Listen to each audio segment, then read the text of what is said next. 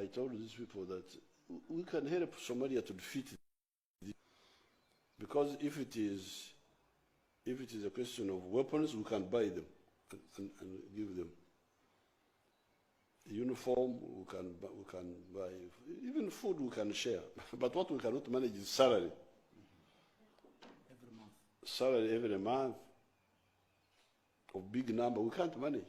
So once you say salary, then you now go to UAE, they pay 1 month, then here Qatari, I don't know what, Turkey, what?